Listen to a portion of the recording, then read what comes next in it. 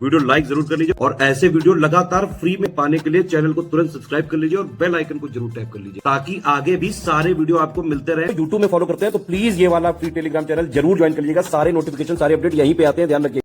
सभी साथियों का बहुत बहुत स्वागत है। जैसा कि आपको पता है 29 जून को आपका यूकेपीएससी अपर प्रीलिम्स का एग्जाम प्रस्तावित है। 6 मई को विज्ञप्ति भी आ गई थी। ऑनलाइन आवेदन आपका शुरू हो चुका है 7 मई से और ये अंतिम तिथि इसकी 27 मई रखी गई है। तो पूरी संभावना है कि एग्जाम पोस्टपोन होगा नहीं और अपने निर्धारित समय पर ये होगा एग्जाम। हमारे पास लगभग 5 सप्ताह का समय बचा हुआ है। 5 सप्ताह रिवीजन के लिए पर्याप्त होते हैं, किसी भी स्टेट पीसेस की पूरी तैयारी के लिए नहीं। लेकिन कई सारे स्टूडेंट्स ने रिक्वेस्ट की थी तो नया ग्रुप हमने ओपन किया है। ध्यान रहे ये पूरी तैयारी के लिए नहीं है, ये क्रैश कोर्स फॉर्म में आपका ग्रुप रहेगा। ठीक है, क्रैश कोर्स फॉर्म में ग्रुप है। इसमें जो भी चीज़ें दी गई हैं आपको उसको स्टडी करके, उसको प्रैक्टिस करके, रिवीजन करके आप अच्छे से कट ऑफ निकालने की स्थिति में आ सकते हैं। ठीक है, पूरी तरीके से आप पूरा सिलेबस नहीं कंप्लीट कर सकते इन बचे दिवस में, ये सनद रहे आपको। आप क्रैश कोर्स ज्वाइन करना चाहते हैं, आप डेली 8 से 10 घंटे दे करके आप अपना अच्छा अटेम्प्ट देना चाहते हैं तो हमारे ग्रुप में आ सकते हैं। लास्ट ग्रुप है, इसके बाद कोई ग्रुप खुलेगा नहीं यूकेपीएससी का। इसमें आकर के आप पूरी तैयारी कर सकते हैं। तैयारी का एक तरीके से कर सकते हैं, पूरा दोहराव कर सकते हैं, पूरे सिलेबस को कवर कर सकते हैं इंटेंसिवली और रिवीजन कर सकते हैं हमारे प्रैक्टिस रिसोर्सेज के माध्यम से। यूकेपीएससी अपर प्रीलिम्स में 2 पेपर आपको देना है। प्रश्न पत्र प्रथम यानी जीएस पेपर फर्स्ट, जिसको सामान्य अध्ययन का पेपर कहा जाता है। इसमें 150 प्रश्न होंगे, हर प्रश्न 1 नंबर का होगा। पूर्णांक 150, 2 घंटे का समय आपको मिलेगा और इसी से कट ऑफ जाता है। कट ऑफ इसी पर डिसाइड होता है। सेकंड प्रश्न पत्र द्वितीय क्वालिफाइंग नेचर का होता है, यानी कि ऋणात्मक मूल्यांकन दोनों में होने के बावजूद सेकंड जो परीक्षा है सामान्य बुद्धिमत्ता परीक्षा सीसैट, ये अहर्कारी परीक्षा है। इसमें सभी उप श्रेणियों और श्रेणी के अभ्यर्थियों हेतु न्यूनतम अंक कितने हैं, 33% प्राप्त करना अनिवार्य यहाँ पे बताया गया है। तो सेकंड पेपर सीसैट का है, जो कहा जाता है सामान्य बुद्धिमत्ता परीक्षण। ठीक है, जनरल एबिलिटी टेस्ट भी इसको कह सकते हैं, जीएटी बोल सकते हैं, सीसैट बोले। कुल मिलाकर 100 में से 33 आपको लाने हैं। इसमें नेगेटिव मार्किंग दोनों में रहेगी। 1/4 की नेगेटिव मार्किंग यूकेपीएससी में होती है। ज़्यादातर नॉर्थ इंडिया के स्टेट पीसीएस 1/3 पे मूव कर चुके हैं, लेकिन यूकेपीएससी अभी भी 1/4 पे ही है। पेपर ईजी मॉडरेट लेवल का आता है, लेकिन जो नया क्लॉज जुड़ा था पिछली बार से कि 50 क्वेश्चन अनिवार्य रूप से यूके स्पेशल के पूछे जाएंगे। जो क्लॉज जुड़ा था उससे कट ऑफ अब कम जाने लग रही है। एक्चुअली में 50 क्वेश्चन पूछे नहीं थे, 42 से 43 क्वेश्चन ही थे, लेकिन अनिवार्य रूप से 50 प्रश्न पूछने की बात यूकेपीएससी ने कही थी और तब से पैटर्न बदला नहीं है। ठीक है, ये वही है, मतलब 150 में से 50 क्वेश्चन आपको यूके स्पेशल के ही अटेम्प्ट करने ही पड़ेंगे। 50 क्वेश्चन यूके स्पेशल के रहेंगे, जितना भी सिलेबस है उससे यूके स्पेशल के 50 प्रश्न रहेंगे ही रहेंगे, बाकी 100 अन्य टॉपिक से होंगे। अब कट ऑफ के लिए टारगेट हमने 150 क्वेश्चन पहले बताया था लास्ट ईयर, लेकिन जो कट ऑफ गया था लास्ट ईयर उसके हिसाब से हमको टारगेट अपना अपडेट करना पड़ेगा। पिछली बार भी पोस्ट इतनी ही थी, ज़्यादा पोस्ट नहीं हुआ करती हैं यूकेपीएससी में, तब भी कट ऑफ आप देखेंगे अनारक्षित का 87.3308 गया था। इसको रफली आप 88 मान लीजिए, तो आपको 150 अंकों में से 88 अंक यहाँ पे लाने थे पिछली बार क्वालिफाई करने के लिए। और जैसा पेपर पिछली बार आया था और जैसा यूकेपीएससी हर बार पूछता है, मैं मान के चल रहा हूँ इसी के अराउंड कट ऑफ रहेगा। हमको टारगेट करना है 95 से 100। अपनी टेस्ट सीरीज अटेम्प्ट करते समय, प्रैक्टिस करते समय, पढ़ाई करते समय आपको 100 यानी ट्रिपल डिजिट का टारगेट एटलीस्ट रखना है। लेकिन अगर आप 88-85 के अराउंड भी ले आए, जैसे पेपर आ रहे हैं उसके हिसाब से, तब भी हमारा कट ऑफ निकल जाएगा। अन्य कैटेगरीज में और भी कम है, अनारक्षित का सबसे ज़्यादा है यहाँ पे। ठीक है, तो कट ऑफ हमारा टारगेट है। अगले 35 दिवस में कोई मेंस के बारे में नहीं सोचना है, कोई ऐसे राइटिंग के बारे में नहीं सोचना है, भाषा के पेपर के बारे में नहीं सोचना है, क्योंकि जब तक आप कट ऑफ पार नहीं करेंगे आप कोई भी मुख्य परीक्षा के पेपर के लिए एलिजिबल नहीं होंगे। मतलब आपका जो तैयारी का पड़ाव है वो पहले ही पड़ाव पे खत्म हो जाएगा अगर आप कट ऑफ नहीं निकालते हैं। अगले 35 दिवस में जिसने भी फॉर्म भर रखा है या फिर जो भर रहे हैं, कट ऑफ आपका टारगेट होना चाहिए। कट ऑफ हमको निकालना है किसी भी सूरत में। और किसी भी सूरत में कट ऑफ वो लोग निकालेंगे जो लगातार पढ़ाई कर रहे थे। पिछले साल से ही ग्रुप हमारा चल रहा है। जो लोग एक साल से पढ़ाई कर रहे हैं, निश्चित तौर पर उनकी संभावनाएं अधिक होती हैं सभी से। लेकिन जो लोग अभी भी अच्छा प्रयास करना चाहते हैं, आपने कुछ अध्ययन किया है इधर उधर से, लेकिन आप अपनी तैयारी को समेकित अगर करना चाहते हैं, इंटीग्रेट करना चाहते हैं, सारे तथ्यों को एक बार पढ़ डालना चाहते हैं, जो अभी भी किया जा सकता है। 8 से 10 घंटे अगर आप डेली देते हैं, 35 दिवस अभी भी उतने पर्याप्त हैं। अगर आप बिना ब्रेक के, ठीक है, लगातार बिना कोई छुट्टी लिए लगातार 8 से 10 घंटे देते हैं अगर, तो हमारे सिलेबस को पूरा पढ़ ले जाएंगे, हमारे स्टडी कंटेंट को पूरा एक बार पढ़ ले जाएंगे, एक रीडिंग हो जाएगी। ठीक है, हमारे जो प्रैक्टिस रिसोर्सेस है जैसे टेस्ट सीरीज है, अब जरूरी नहीं कि टेस्ट सीरीज को टेस्ट सीरीज के तरीके ही लगाया जाए, आप उसको जो है स्टडी मटेरियल के तरीके पढ़ डालिए। जितने फैक्ट गिवन है उसके आंसर क्या है, फैक्ट और उसका आंसर और एक्सप्लेनेशन, फैक्ट में क्या पूछा गया है और क्या आपको आगे एग्जाम के लिए याद रखना है। पेड क्विज के बारे में बात कर रहे हैं कि अगर आप डेली 8 से 10 घंटे देते हैं, डेली 250 करके सवाल लगाइए और इसको कंप्लीट करिए। एक बार सिलेबस पढ़िए, फिर 200-250 प्रश्न डेली पेड क्विज से सॉल्व करिए, टेस्ट सीरीज से सॉल्व करिए और इस तरीके से रिगरस प्रैक्टिस करिए, तब भी कहीं ना कहीं कट ऑफ निकालने के चांसेस आपके बन जाएंगे। मैंने हमेशा कहा है कि जो लोग पहले से तैयारी करते हैं उनके चांसेस अधिक होते हैं, लेकिन ऐसा नहीं है कि आप अपनी लड़ाई छोड़ देंगे। अभी भी अच्छे से लड़ा जा सकता है, लेकिन वही है कि जब तक आप अपना ये ईमानदारी वाला काम नहीं करेंगे 8 से 10 घंटे डेली 35 दिवस तक, तब तक नहीं हो पाएगा। 8 से 10 घंटे डेली 35 दिवस जो लोग देंगे वही यहाँ पर कट ऑफ निकालने की स्थिति में अभी भी आ सकते हैं, अन्यथा नहीं आ पाएंगे। नेक्स्ट ईयर की आपको तैयारी करनी पड़ सकती है। यूपीपीएससी में पिछले साल किस सेक्शन से कितने सवाल आए थे, अब ये केवल 2024 वाला देखिए, क्योंकि 2024 से ये नियम जुड़ गया था कि 150 में से 50 प्रश्न यूके स्पेशल के रहेंगे। एक्चुअली 43 थे, 50 पूरे नहीं हो पाए थे, हमारी टीम ने गिना था, लेकिन इस बार 50 भी हो सकते हैं, 50 से ज़्यादा भी हो सकते हैं, क्योंकि आयोग ने कहा था कि न्यूनतम 50 होंगे ही, ये नहीं कहा था कि 50 से ज़्यादा हो नहीं सकते। न्यूनतम 50 होंगे, 55 भी हो सकते हैं, 60 भी हो सकते हैं यूके स्पेशल के प्रश्न। तो जो लोग भी बाहर से यूके की परीक्षा देने जा रहे हैं उनको तो खासा ध्यान देना यूके स्पेशल पर। यूके स्पेशल सबसे बड़ा पोर्शन यहाँ पर अब हो चुका है। यूके स्पेशल पर आपको प्रथम दृष्टया फोकस बनाना है।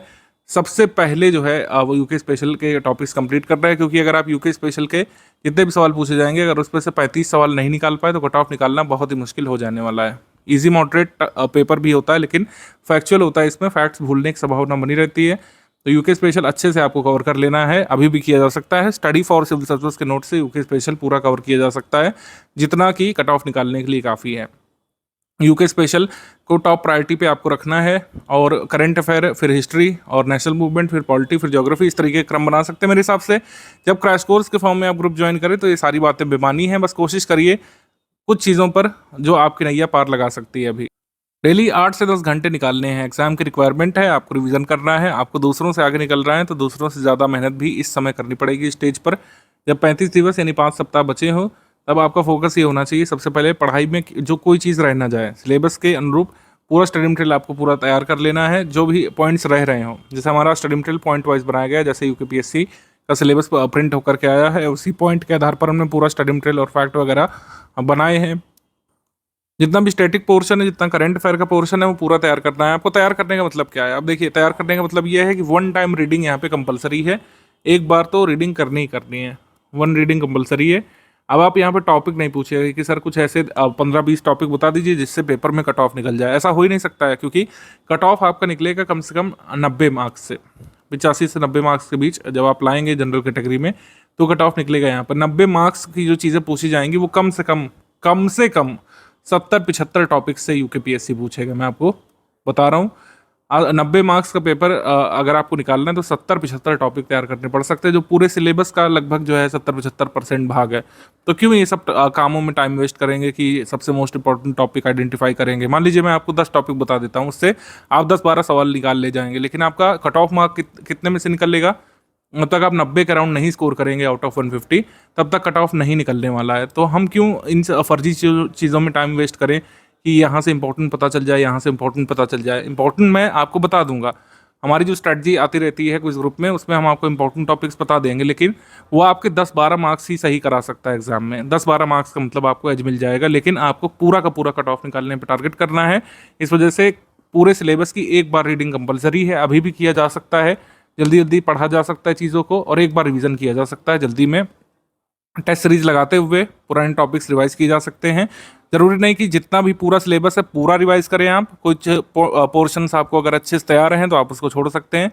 जिन पोर्शंस को आप भूल रहे हैं, जैसे यूके स्पेशल वाला जो है, उसको जरूर रिवाइज कर लीजिएगा, क्योंकि इससे 50 सवाल आने हैं। और दूसरा पोर्शन करंट अफेयर, इसको तो इग्नोर करना ही नहीं है आपको। उत्तराखंड का current affair, national international current affair, ये सब पूरा तैयार करना है आपको। तो एक बार रीडिंग एक बार रिवीजन अभी भी किया जा सकता है, इसमें कोई बहानेबाजी नहीं होनी चाहिए मेरे हिसाब से, क्योंकि जो लोग पहले जुड़े हैं वो तो 4-5 बार रिवीजन कर रहे होंगे, आपको उनसे आगे निकलना है। तो एक रीडिंग और एक बार का रिवीजन यहाँ पे मैंडेटरी है, अभी भी किया जा सकता है। 35 दिवस डेली 8 से 10 घंटे दे के देखिए, क्यों नहीं होगा, बिल्कुल किया जा सकता है। फिर प्रैक्टिस की बात हो गई।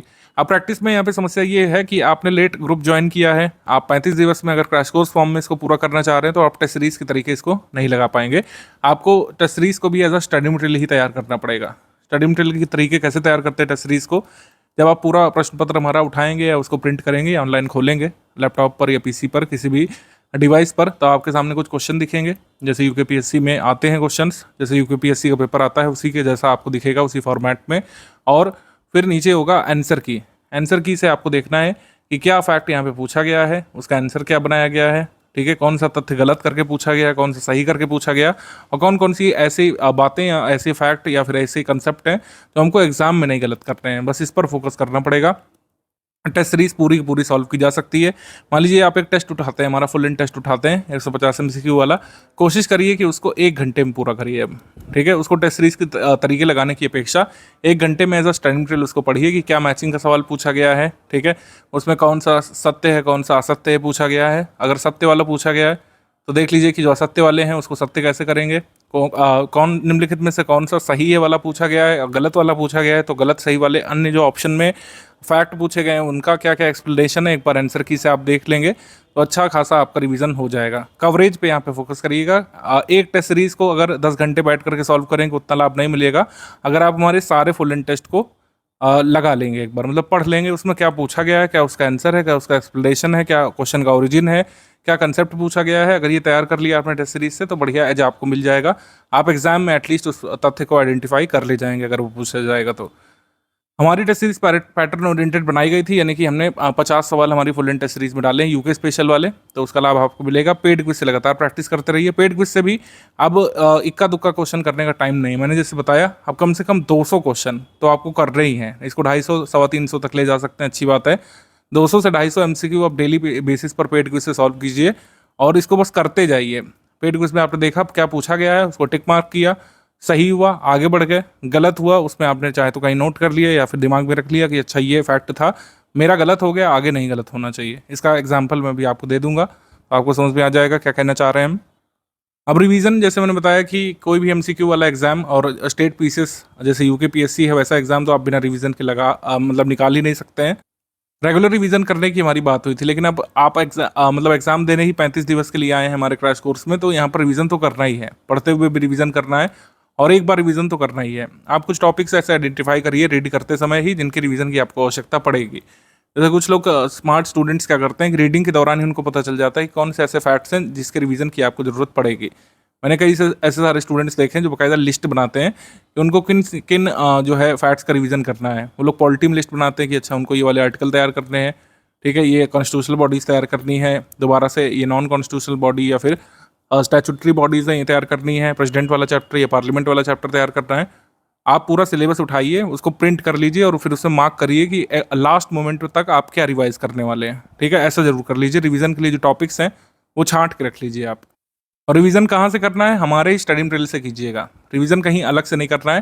तो स्टडी फॉर सिविल सर्विसेज ने स्टडी मटेरियल दिया है, अभी मैं दिखा दे रहा हूँ एक बार क्या क्या मिला है। ज़्यादा कुछ उसमें एक्चुअली दिखाने के लिए है नहीं, क्योंकि इस बार हमने मॉड्यूल वाइज नहीं रखा है, सारा स्टडी मटेरियल जो है टॉपिक वाइज दे दिया गया है, क्योंकि अब आप वेट नहीं कर सकते हैं। सारा स्टडी मटेरियल आपके सामने है पेड ग्रुप में, पेड टेलीग्राम ग्रुप में, स्टडी मटेरियल वाले ग्रुप में सारा स्टडी मटेरियल हमने अपलोड कर दिया PDF फॉर्मेट में। आप उसको प्रिंट करके पढ़िए। आप चाहे तो प्रिंटिंग करके पढ़ सकते हैं, चाहे तो ऑनलाइन जो है उसको अपने डिवाइस में खोल करके एक्सेस करके स्टडी कर सकते हैं। बस उसको रिवाइज करिए, स्टडी करिए, इसी से एग्जाम में आने वाला है। अभी लोअर का एग्जाम हुआ था, हमारे स्टडी मटेरियल को जो भी स्टूडेंट्स स्टडी करके गए थे यूकेपीएससी लोअर वाले, वो लोग कट ऑफ निकालने की स्थिति में खुद को महसूस कर रहे हैं। बाकी जब रिजल्ट आएगा तो हम खुद ही आपको बताएंगे क्या आंकड़ा रहा। लेकिन काफ़ी अच्छा पेपर यूकेपीएससी लोअर वालों का हुआ था। हम एंटिसिपेट कर रहे हैं कि आपका भी कुछ इससे अलग होगा नहीं। हमने बहुत अच्छी तरीके से नोट्स को तैयार किया था एग्जाम से पहले और लगातार करंट अफेयर के अपडेट में उसको अपडेट करते रहे हैं हम।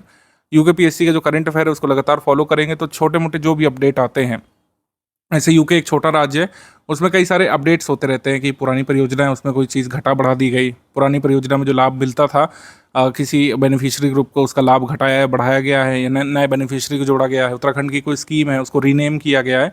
तो ऐसे छोटे छोटे फैक्ट्स जो हैं हमने यूके के करंट अफेयर में शामिल किए हैं। तो यूके का करंट अफेयर लगातार पढ़ते रहिएगा। टॉपिक वाइज नोट्स पूरे सिलेबस के हमने दे दिए हैं। जैसे पूरा सिलेबस आप खोलिए उत्तराखंड का, उसमें जो जो टॉपिक्स दिए हुए हैं, जैसे सल्तनत काल है, मुगल काल है, मॉडर्न इंडियन हिस्ट्री में जो जो कालखंड दिया हुआ है वो सब ने दे दिया है। ज्योग्राफी के जितने भी टर्मिनोलॉजी हैं उनके नोट्स दे दिए हैं। लेक्स हो गया, वर्ल्ड ज्योग्राफी हो गया, उत्तराखंड की ज्योग्राफी हो गया, ठीक है, इकनॉमी हो गया, इंडियन इकनॉमी हो गया, उत्तराखंड की इकनॉमी संबंधी अपडेट्स हो गए। और जो वर्ल्ड इकोनॉमी संबंधित जो संगठन वगैरह आपको पढ़ना है, IMF, वर्ल्ड बैंक, सारे के नोट्स यहाँ पे गिवन है। अच्छे से आप उसको स्टडी कर लीजिए, रिवाइज कर लीजिए बचे हुए दिवस में, डेली 8 से 10 घंटे दे करके। करंट अफेयर जैसे हमने आपको बताया 1 वर्ष का तैयार करना होता है, तो करंट अफेयर हमने जून 2024 से लेकर के अप्रैल तक का दे दिया है। मई मंथ का आपको 4 जून को मिल जाएगा, और मेरे हिसाब से 9 जून तक की डेट का करंट अफेयर पर्याप्त होगा। 9 या 10 जून तक का जहाँ जितना भी जरूरी होगा उसका एक छोटा सा अपडेट हम लोग आपको 15 या 17 जून तक दे देंगे। मतलब जून का जितना भी करंट अफेयर स्टडी करना है वो हम 15 जून के आसपास आपको उपलब्ध करा देंगे। आप बस उतना तैयार कर लीजिएगा। और मैं आपको बताता हूँ कि जब हम तैयारी नहीं भी कराते थे यूके की, वैसे तो हमने 6-7 वर्षों से कराना शुरू कर दिया, लेकिन जब स्टडी फॉर सिविल सर्विसेज सिर्फ करंट अफेयर देता था यूके के लिए, सारे के सारे करंट अफेयर के सवाल हमारे उत्तराखंड के स्टूडेंट्स जो है अपने स्टेट पीसीएस के एग्जाम में, चाहे लोअर हो या अपर हो, सही करके आते थे। इस बार भी ऐसा ही मौका आपको मिल रहा है। आप हमारे करंट अफेयर के नोट्स को अच्छे से पढ़ जाइए। जितने भी सवाल आएंगे करंट अफेयर के 95 से 99% एक्यूरेसी के साथ आप सवाल सही करने की स्थिति में होंगे। उदाहरण स्वरूप मान लीजिए 19 प्रश्न पूछे गए national international Uttarakhand current affair के, तो आप 17 से 18 सवाल करने की स्थिति में आराम से आ जाएंगे। ठीक है, ऐसा होता है हमारा current affair, study for civil services का करंट अफेयर। तो स्टडी मटेरियल करंट अफेयर की बात हो गई। हमने आपको बताया कि टेस्ट सीरीज टोटल 38 हमने दी है। अब 20 फुल एंड टेस्ट सीरीज जिसमें है, इसमें 150 सवाल होंगे, 18 सेक्शनल टेस्ट होंगे। इसमें फुल एंड टेस्ट में टोटल 150 MCQ होंगे, सेक्शनल टेस्ट में हर टेस्ट में 50 सवाल होंगे। तो इतने सवाल लगा डालिएगा जरूर। 38 टेस्ट सीरीज में कोई ये नहीं सोचेगा कि सर दिन बचे हैं 35 और टेस्ट सीरीज बचे हैं 38, अब तो मैं डेली खाली टेस्ट सीरीज लगा पाऊंगा। मैंने जैसे आपको बताया कि 38 टेस्ट सीरीज सॉल्व करने में आपको 70-75 घंटे से ज़्यादा नहीं देना है। इसको एज अ स्टडी मटेरियल अब आपको तैयार करना है कि क्या तथ्य पूछा गया है। मान आप ऐसा सोचिए कि आपको मॉक पेपर दिए जा रहे हैं। आप ऐसा अपने मन में, मस्तिष्क में ऐसी भूमिका बनाइए कि आपको 38 उत्तराखंड के पेपर दिए जा रहे हैं, इसी में से कोई एक होगा। बस उसको इस तरीके से पढ़ना है कि क्या पूछा गया है, कौन सा दर्रा पूछा गया है, कौन सी रेंज में वो स्थित है, या फिर कौन सा दर्रा किस जिले के पास है, ये ऐसा मिलाने को आया है तो हम दर्रा एक बार रिवाइज कर लें। उत्तराखंड स्पेशल कोई भी फैक्ट पूछा गया है करंट अफेयर का, तो क्या हमने करंट अफेयर उस मंथ का पढ़ा है पूरा। बस इस तरीके से पढ़ते हुए जाइए। 38 टेस्ट सीरीज सॉल्व करने में बस आपको ये देखना है कि प्रश्न क्या पूछा गया है, उसका उत्तर क्या है, क्या मुझे आता है, क्या नहीं आता है, मन में मंथन करना है, आगे बढ़ जाना है ये सोच करके कि अगर यही प्रश्न एग्जाम में आ गया तो हम सही करेंगे। बस इस मंतव्य के साथ आपको 38 टेस्ट सीरीज लगानी है। 35 दिवस में 38 टेस्ट सीरीज लगाई जा सकती है बिल्कुल। 2 से 3 दिवस का समय देकर के जितने भी अच्छे छात्र हैं जो मेरी बात को समझ गए होंगे वो टेस्ट सीरीज सॉल्व कर ले जाएंगे। पेड क्विज से 200-250 प्रश्न डेली बेसिस पर आपको सॉल्व करना है। ठीक है, टेस्ट का शेड्यूल ये गिवन है, मगर मेरे हिसाब से अब कोई ऐसी बाध्यता नहीं रहेगी किस तारीख को कौन सा अटेम्प्ट करना है। कोशिश करिए कि एक दिन में 3-3, 4-4 सेक्शनल टेस्ट उठाइए। देखिए 8 से 10 घंटे का शेड्यूल हमने बनाने को कहा, उसको इस तरीके से ब्रेक कर लीजिए आप कि कितनी पढ़ाई का और रिविजन करना है और कितनी प्रैक्टिस करनी है। 8 से 10 घंटे में से मेरे हिसाब से कम 2 से 2.25 घंटे, 2.5 घंटे तक आपकी प्रैक्टिस में समय व्यतीत होना चाहिए। प्रैक्टिस में क्या कर रहा है, डेली जो है कम से कम 3-4 full end test series practice की। ठीक है, डेली बेसिस पर कम से कम 3 से 4 full end test series practice की, प्लस उसमें ऐड कर दिया 200 से 250 MCQ पेड क्विज वाले। और इसको लगाना कैसे, मैंने बताया कि इतना करने में 2.5-3 घंटे में इसको कंप्लीट कर लेना है। 3 से 4 फुल एंड टेस्ट और 250 MCQ 2-2.5 घंटे के टाइम स्पैन में आपको कंप्लीट करना है। मतलब आपको जो बस देखना है कि प्रश्न क्या है। ठीक है, आपको देखना है कि प्रश्न क्या पूछा गया है, प्रश्न में क्या चीज़ पूछी गई है, उसका उत्तर क्या है, और 4 ऑप्शन से संबंधित अगर कोई एक्सप्लेनेशन गिवन है हमारी टेस्ट सीरीज में तो उसको देखिए, प्रश्न उत्तर है, इस तरीके से देखते हुए चलना है। कई सारे प्रश्न टेस्ट सीरीज और पेड क्विज से डायरेक्टली आएंगे, इसी वजह से हम प्रश्न उत्तर देखने को कह रहा हूँ। लोअर में भी ऐसा हुआ था, UKPSC अपर में भी ऐसा ही होगा। ये फुल लेंथ वाले का दिया हुआ टाइम प्लान, सिर्फ टाइमिंग लिखिए, यहाँ पे डेट नहीं लिखिए। तो भी मैंने कहा कि डेली जो है 3-4 उठाइए, आप 3-4 फुल लेंथ उठाइए, 3-4 फुल लेंथ उठाइए। और जब सेक्शनल टेस्ट सॉल्व करने की बारी आएगी तो कम से कम 7 जो है सेक्शनल उठाइए एक दिन में। और जैसे कुछ लोग स्ट्रैटेजी पूछते हैं कि सर कब करना चाहिए, मेरे हिसाब से जब आप सिलेबस की एक रीडिंग कर चुके हो तो आपको टेस्ट सीरीज लगानी शुरू कर देनी चाहिए। एक रीडिंग हो जाए पूरे सिलेबस की, ठीक है, फिर जो है टेस्ट सीरीज लगाइए। अब सिलेबस पढ़ा है कि नहीं कैसे पता चलेगा, एक रीडिंग हमारे स्टडी मटेरियल की कीजिए। आप इधर उधर से आपने जो भी पढ़ा हो हम उसको मान्यता नहीं देते हैं। हमारे स्टडी मटेरियल में से अगर आपने UKPSC का तैयार किया है तो आप हमारी टेस्ट सीरीज सॉल्व करने लायक हो जाएंगे। ठीक है, हमारे स्टडी मटेरियल को पढ़ने के बाद अच्छे से आप टेस्ट सीरीज देना शुरू कर सकते हैं और टेस्ट सीरीज लगाते लगाते ही रिवीजन मोड में आ सकते हैं कि क्या चीज़ गलत हुई, उसको एक बार स्टडी मटेरियल से रिवाइज कर लिया। लास्ट 35 दिवस जब बचते हैं हमारे एग्जाम के तो सभी लोग पैनिक मोड में चले जाते हैं।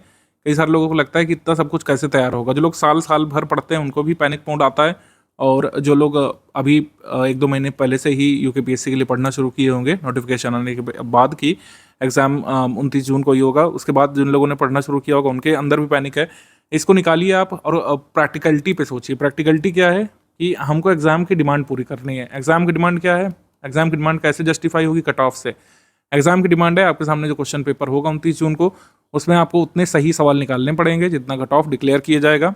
ठीक है, यही एग्जाम की डिमांड है एक्चुअली में। एग्जाम की डिमांड पूरी करने के लिए स्टूडेंट क्या करता है? सिलेबस को तैयार करता है। सिलेबस को तैयार करने के लिए जो हमने चीज़ दी है वो क्या है? स्टडी मटेरियल आपको और प्रैक्टिस रिसोर्स है। ये दो चीज़ें हमने दी हैं, दो शस्त्र आपके जो आपको एग्जाम को टैकल करने में हेल्प करेंगे। और तीसरी चीज़ है रेगुलर रिवीजन, प्रैक्टिस, दोहराव, एनालिसिस, ये सब चीज़ें हैं। अब इतना सब कुछ डेली बेसिस पर 8 से 10 घंटे में लगातार 35 दिवस तक करना है और चीज़ें आसान हो जाएंगी एग्जाम वाले दिन। 35 दिवस तो बहुत कड़े जाने वाले हैं। इतना स्टडी मटेरियल है, इतने प्रैक्टिस रिसोर्सेज हैं, इतने सारे सवाल सॉल्व कर रहे हैं, लेकिन 35वें दिवस जिस दिन आप एग्जाम में अपीयर होंगे उस दिन काफ़ी कंफर्टेबल महसूस करेंगे अगर अपने को, अपने शरीर को, अपने मस्तिष्क को आपने इन 35 दिवस में कष्ट दे दिया तो सिलेबस, प्रैक्टिस रिसोर्सेस, सिलेबस की डिमांड कैसे पूरी होगी? स्टडी मटेरियल से। स्टडी मटेरियल हमने टॉप क्लास यहाँ पे दिया हुआ है। लोअर वालों को भी काफ़ी फ़ायदा हुआ है इससे। कई सारे लोगों ने कमेंट किया था। और बाकी तो रिजल्ट वाले दिन पता लगेगा ही, लेकिन स्टडी मटेरियल प्रैक्टिस रिसोर्सेज को आप तैयार कर लीजिए। कई लोग 350 दिन से तैयार कर रहे हैं तब भी नहीं कर पाएंगे। कई लोग जो है 35 दिवस में भी तैयार कर सकते हैं, ये आपके ऊपर है। जितने भी लोगों ने हमारा स्टडी मटेरियल का ग्रुप ज्वाइन किया है, संख्या काफ़ी ज़्यादा है।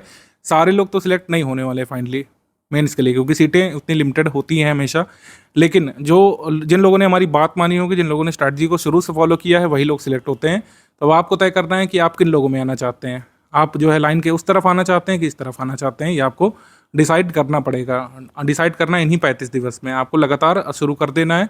जो लोग ग्रुप ज्वाइन करेंगे, एटलीस्ट जो 35 दिवस वाला ग्रुप ज्वाइन करेंगे, उन्हें ये बात सीरियसली लेनी चाहिए कि अब आपको जो है पढ़ना है लगातार डेली 8 से 10 घंटे। तभी आपने जो मतलब एफर्ट लगाए हैं, जो इन्वेस्टमेंट किया है और जो टाइम इन्वेस्ट आगे करेंगे, और उसका जो फ्रूट लेने का समय है 35वें दिवस यानी 29 जून को, वो तभी मिलेगा जब इन 35 दिवस पर सीरियसली तैयारी की जाएगी। डाउट क्लियरेंस वाले ग्रुप में जो लोग आए हैं, हमारा डाउट क्लियरेंस ग्रुप जो है प्रायोरिटी बेसिस पर चलता है एग्जाम से पहले। जैसे यूकेपीएससी का एग्जाम आने वाला है तो यूके स्पेशल का आप कोई भी डाउट पूछिए, हमारे यूकेपीएससी के सिलेबस संबंधित कोई भी डाउट आप पूछिए, करंट अफेयर का डाउट पूछिए, नेशनल इंटरनेशनल करंट अफेयर का, स्टेट लेवल करंट अफेयर का, सारे डाउट बताए जाएंगे। ल्यूसिडली आपको एक्सप्लेन किया जाएगा। कोई भी आपका डाउट है उसको छोड़ेंगे नहीं हम लोग, मतलब पूरा डाउट यहाँ पे क्लियर करेंगे। जहाँ तक आपको नहीं समझ में आता वहाँ तक समझाएंगे। और पहले हमारा 6 घंटे का कमिटमेंट होता था कि 6 घंटे के भीतर आपको जवाब मिलेंगे, लेकिन अब एग्जाम चूँकि नज़दीक है, आप कभी पूछेंगे तुरंत ही उसके जवाब देने की कोशिश की जाएगी, बशर्ते आपका डाउट जो है यूके का जो ये मतलब पीएससी एग्जाम है इसका जो सिलेबस है इससे संबंधित हो, मतलब सिलेबस संबंधित हो, यूके पीएससी अपर के सिलेबस संबंधित कोई भी डाउट आप पूछेंगे उसको तुरंत ही आप सॉल्व किया जाएगा एग्जाम की डेट तक। 29 जून तक अपनी एफिशिएंसी बनाइए, क्योंकि एक चीज़ क्लियर है कि वैकेंसी ये लगातार नहीं है। ये वैकेंसी आपको साल दो 3 साल में एक बार देखने को मिलती है। वैकेंसी जब रेगुलर नहीं है, कई सारे लोग लगातार तैयारी में जुटे रहते हैं 2-3 वर्षों से, आपको उनको पीछे अगर करना है तो डेली 8 से 10 घंटे हमारे स्टडी मटेरियल के साथ, हमारे प्रैक्टिस रिसोर्सेज के साथ समय व्यतीत करना ही पड़ेगा। ठीक है, अपने जिगर को मजबूत करना पड़ेगा, लगातार अपने को विश्वास दिलाना पड़ेगा कि जो चीज़ें हम पढ़ रहे हैं इससे एग्जाम में आएगा और एग्जाम क्लियर होगा। कई सारे लोगों का हो चुका है। ठीक है, हम जो है लगातार तैयारी करा रहे हैं।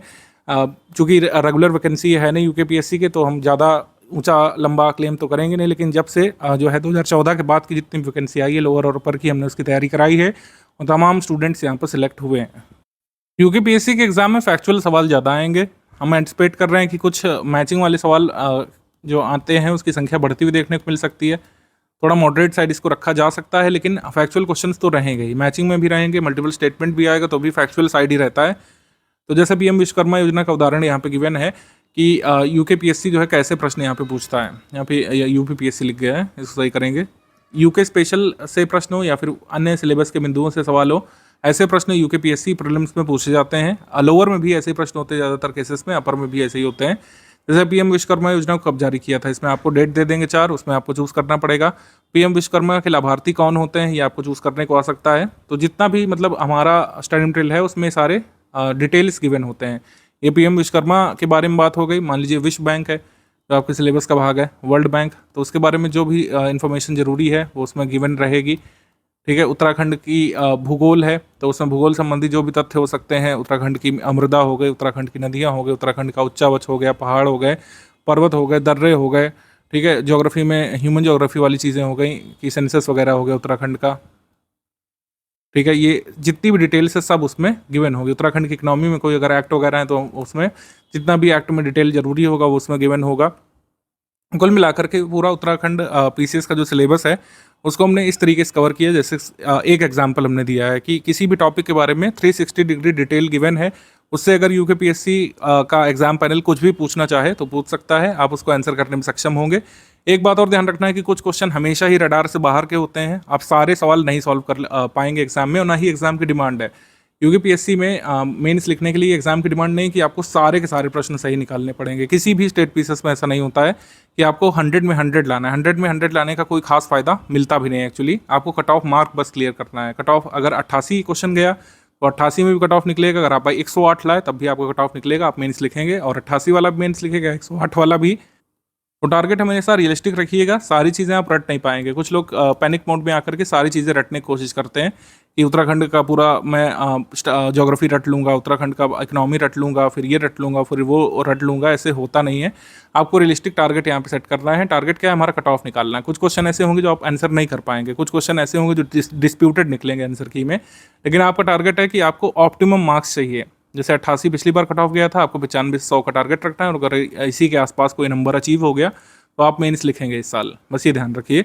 कुछ क्वेश्चन इतने टिपिकल, इतने ट्रिकी होंगे कि वो बस एग्जामिनर की आंसर की ही उसके बारे में विमर्श कर पाएगी। आपको उस डायरेक्शन में नहीं काम करना है। आपको कवर कितना करना है? जितना स्टडी मटेरियल में गिवन है, उससे बाहर नहीं कवर करने की कोशिश करनी है, उससे कम करने की कोशिश नहीं करनी है। जितना हमने स्टडी मटेरियल में दिया है उतना यहाँ पे अगर आप कवर कर ले गए तो आपका एग्जाम अभी भी निकल सकता है। ठीक है, ये उदाहरण मैंने दिया, आपको समझ में आया होगा कि जैसे पीएम विश्वकर्मा योजना है, उसमें क्या पूछा जा सकता है कि कब जारी किया गया था, इसके लाभार्थी कौन होंगे, लाभार्थी को क्या नहीं मिलेगा। ये थोड़ा सा कंसेप्चुअल होता है या फिर डिटेल पर आधारित होता है। ऐसे क्वेश्चन भी यूकेपीएससी पूछता है। तो अगर आपको पीएम विश्वकर्मा योजना के लाभार्थी के बारे में पता हो, हमारे स्टडी मटेरियल में से आपने पढ़ा हो कि क्या लाभ मिलता है, तो आप इसको आंसर कर लेंगे। ऐसे ही हर केस में वर्ल्ड बैंक के बारे में अगर आपने 360 डिग्री पढ़ा है, स्थापना से लेकर जो महत्वपूर्ण उसमें चरण रहे हैं वर्ल्ड बैंक के डेवलपमेंट में, रिसेंट को न्यूज़ आई हो, वर्ल्ड बैंक के फाउंडर के बारे में पूछा गया हो, प्रेजेंट में उसकी अध्यक्षता कौन कर रहे हैं, चेयरपर्सन होते हैं कि प्रेसिडेंट होते हैं, किस देश से हैं वो चेयरपर्सन या प्रेसिडेंट, ये सारी चीज़ें, जितनी भी छोटी छोटी चीज़ें हैं वो सब हमने कवर करा दी है। छोटी चीज़ें पूछ लें चाहे डिटेल में पूछ लें, छोटी छोटी चीज़ों को डिटेल में पूछ लें इस तरीके से, कौन सा कथन सही है कौन सा गलत है उस तरीके से पूछ लें, या फिर वन लाइनर टाइप पूछ लें या मैचिंग टाइप पूछ लें, आप आंसर करने में सक्षम रहेंगे ही रहेंगे। ठीक है, इसी के साथ मैं स्ट्रैटेजी को एंड कर देता हूँ। डाउट क्लियरेंस ग्रुप में कोई भी आपका डाउट है, आप अपना डाउट जो है पूछ सकते हैं वहाँ पर।